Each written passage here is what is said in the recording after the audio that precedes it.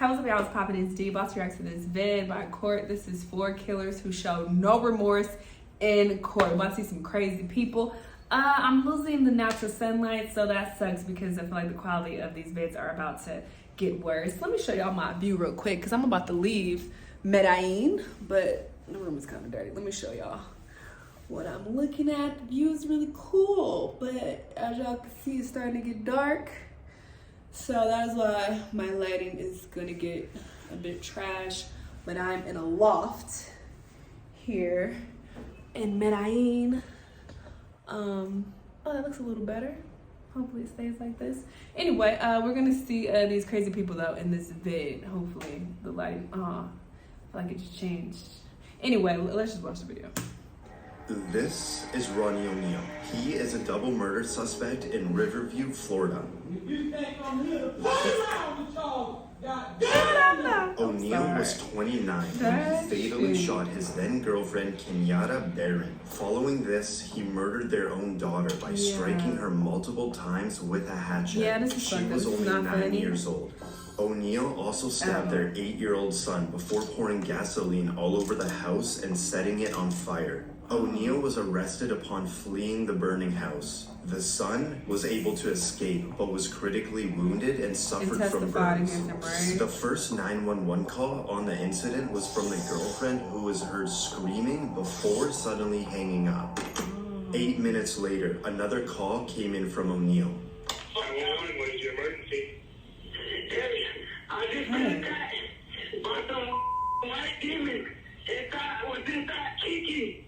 Kiki, her name is Kiki, and she tried to kill me. What? After the arrest, ONeill was psychologically cleared to represent himself in court. During the trial, he cross-examined his now 11-year-old son, who he stabbed, to which the son explained everything that happened. It's good to see you, man. Good to see you too. Did I hurt you that night of this incident? Yes. Yeah, nigga. I did. And how did I hurt you? You stabbed me. ONeill also accused the prosecution of fabricating evidence. Because he's playing a fraudulent damn recording of me beating Kenyatta Barron. I did kill Kenyatta Barron. After ONeill was found guilty at his sentencing, the judge went on to say this was the worst case she's ever seen.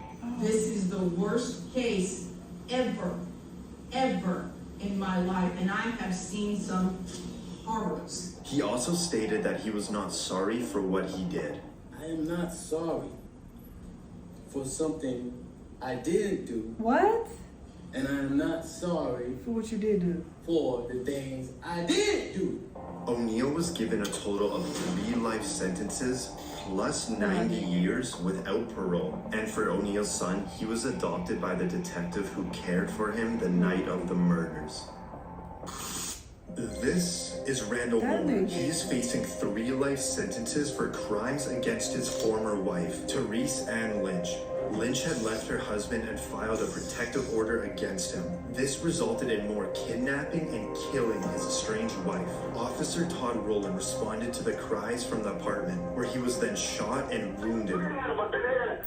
Okay, 303, I haven't been hit, officer down. Suspect armed with 20 shells. Advises nobody come to the door as he will shoot again. Shortly after, Moore had a phone call with a 911 dispatcher. Listen as he explains his motives. I didn't want to do any of this. Okay. But I'm telling you, all I wanted was my son. I just wanted to see my 7-month-old baby. That's all I cared about. Not long after, Moore surrendered, and for Officer Rowland, he underwent surgery for his hand. As the verdict is read out, Moore gives nothing but a slight nod. We, the jury, find the defendant guilty of murder in the first degree. We, the jury, find the defendant guilty of kidnapping in the first degree. Guilty of sexual abuse in the first degree. Guilty of attempt to commit murder. At Moore's sentencing, Lynch's mother gives a victim impact statement. What you did to my daughter, Teresa Ann Marie Lynch, was evil, hateful, and despicable. You are now dead and rotting and repulsive to me. Read the journal she wrote. She hated you. Thank you. She hated you. You're a loser. Moore refused to apologize for his actions, saying he had no remorse for what happened. And I'll tell you point blank, I have not 1 ounce of remorse for Teresa Ann's death. It could have all been prevented. All you had to do is let me see my kid. Now you're never going to see her again. But now comes the judge. If anybody didn't know what a piece of work you were before you start talking, they know it now. The court doesn't allow me to punish you any more than I'm doing now. If I could, I would. Moore was given a total of 3 life sentences plus 25 years for the attempted murder. This is Keith Ferguson from Kalkaska, Michigan. He was sent to court for 12 felony counts, including kidnapping and murder. Ferguson, who was 40 at the time, was engaged in a divorce argument with his wife, Tiffany Ferguson, when he began to suddenly beat her, followed by fatally shooting her in front of their 4 children. He then hauled the children over to Tiffany's parents' house, where he fatally shot his father-in-law. After fleeing the scene, Ferguson stormed a nearby house, taking the owner hostage, and barricaded himself inside the home. After a 7-hour standoff, Ferguson was arrested. The defendant is already murdered, and murdered multiple people, and fled, and has taken hostages. During Ferguson's court appearance, his attitude and remorse towards the situation baffled everyone. All right, Mr. Ferguson, can I get you to stand up there at the podium, please? All right, I need to have you raise your right hand for me. Okay, all right. Just pulling back my Okay, stop.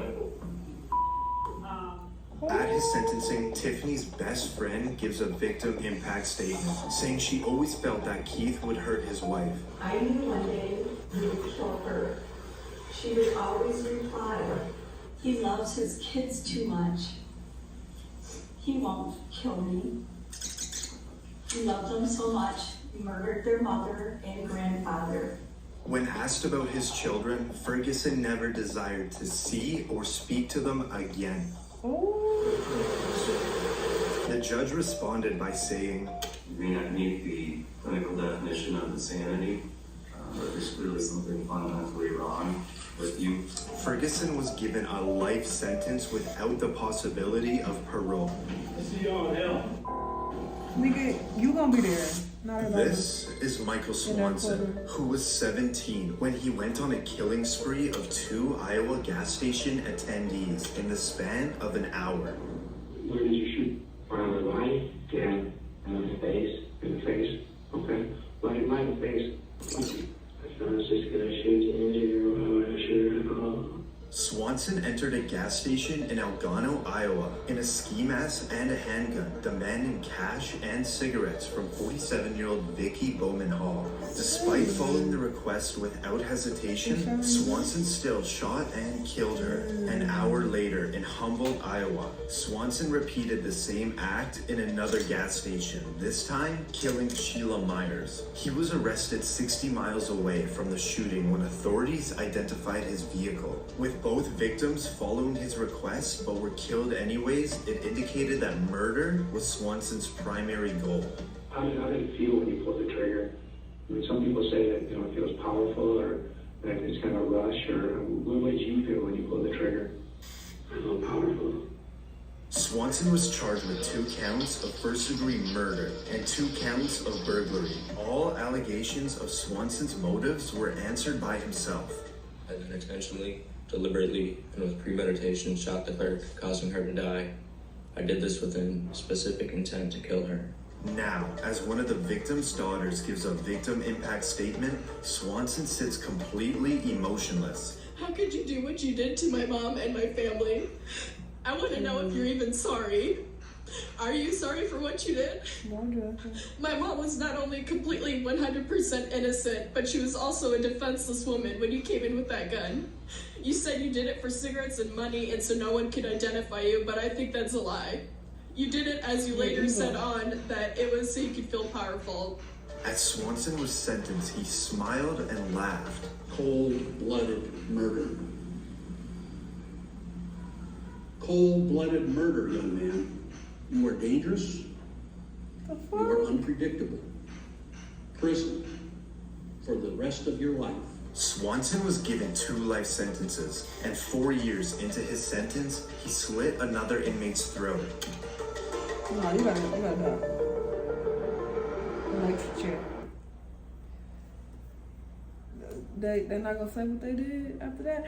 That's crazy. People are really evil in the world. Like, what the fuck is wrong with y'all? How about you check yourself out of here and not kill other people? Because something's off in the head with you. Why other people have to suffer because you fucked up? I don't understand that. But yeah, that first nigga, I'm sorry. Yeah, that's real fucked up what happened. You know, I feel really bad for everybody involved. But that meme, I used that meme quite a few times, actually.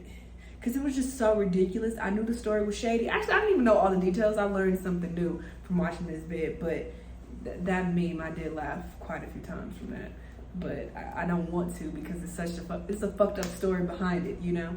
Anyway, it's getting dark and the lighting is so bad. I'm going to have to change positions in here and see if I can get it to improve. Anyway, y'all let me know what y'all thought, though. Let me know what other videos you want to watch, and I'll see y'all in the next one. Bye!